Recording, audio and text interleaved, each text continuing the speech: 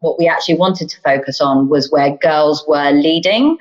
There was a lot of research at the time that was coming specifically from Frida, Mama Cash, from Novo Foundation, that was really speaking to the fact that actually for a lot of time and throughout history, young people and girls have been leading their own movements, but they've just been not recognized by the formal development sector and not been recognized by philanthropy. And so we really wanted to enable this pot of funding, this resources and this awards program to actually meet those groups, to lift them up and to recognize that girls are leading in their communities. They are their own agents for change, and they're not just the victims of all of these different indicators that the development community often puts on girls and young people, but actually that they are leading movements. The other issue that really came out for us was that whilst we also wanted to recognise the groups that were exclusively led by adolescent girls, we also recognised that this was a chance to really move the dial within the sector. So we also wanted to recognise groups that were, and they might be larger, more locally established groups that are led by adults. They might not be working specifically on just girls' issues or gender issues. They might be looking at a whole plethora of different issues that sit at their community. But where their groups are working on adolescent girls' issues, if girls are the ones that are making decisions about those programs, they're working on the strategy, they're looking at the resource and the funding and the budget allocations, if they're part of the governance structures of those organizations, we wanted to lift that up as well and call out the fact that girls' leadership isn't just about 17-year-olds that are running their own programs, but it's also about local organizations that recognize that girls should also have that power and that agency, and drawing that out within larger programs. Philanthropy is inherently unequal in its power balance. Those of us that sit in very honourable positions, really lucky positions actually, within philanthropy, we hold money and we hold resources, but that turns the relationship into one of an unequal power balance where one of us holds the money and one is in receipt of that money. And actually, what we wanted to do was try and shift that power balance in the way that we could.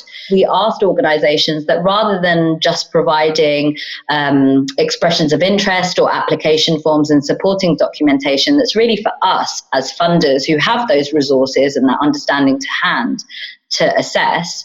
For the girls, that kind of resource is not very helpful. We're expecting them to do the job of somebody who is a paid professional, who's got training, who's got expertise, and has got people to ask questions around. And what we really wanted to do was, again, to try and shift that power balance. And so for the girls, we actually asked all shortlisted organizations within a region to provide visual applications. So they can submit pictures, poetry or spoken word, posters, videos that actually talk about how girl-led and how girl-centered they are within their programs. We've got so many groups where the oldest member of staff is 17, and you just wonder, God, I don't know what I was doing at 17, but definitely not as well-versed, well-empowered, and such a critical mind as some of them have. The other issues that I often hear is that, oh, girl-led groups, that's so cute, you're doing such, great stuff as a funder, woohoo.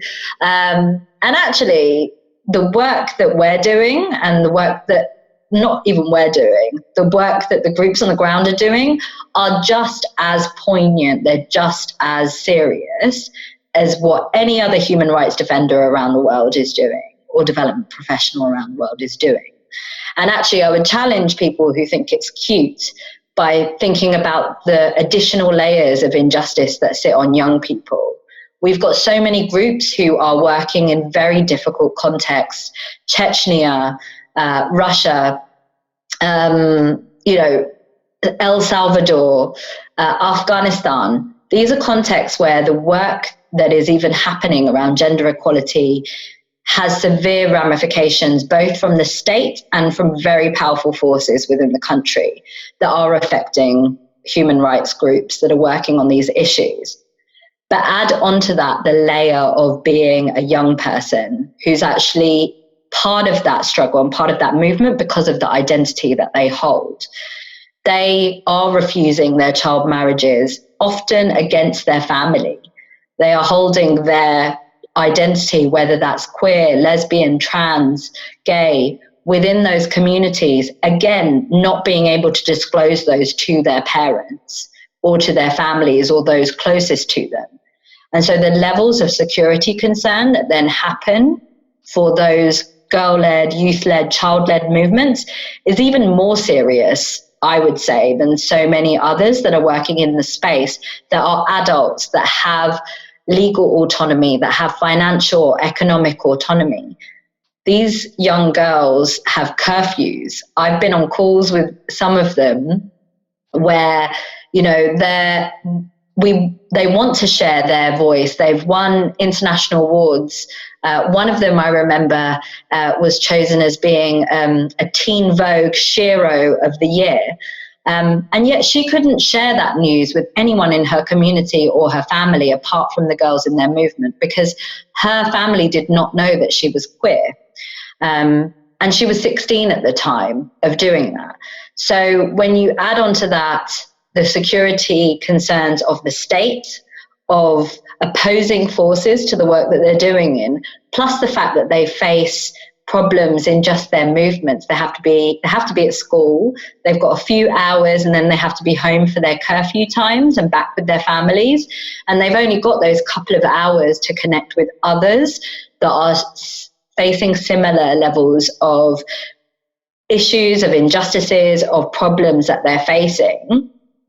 And the fact that they're able to still navigate, to still be so resilient, to create so much huge impact in their communities, in their countries, in that little window of time, I think for me is much more powerful than what you see other defenders working on if they were given the same level of confines and resource constrictions that girls and youth-led movements face.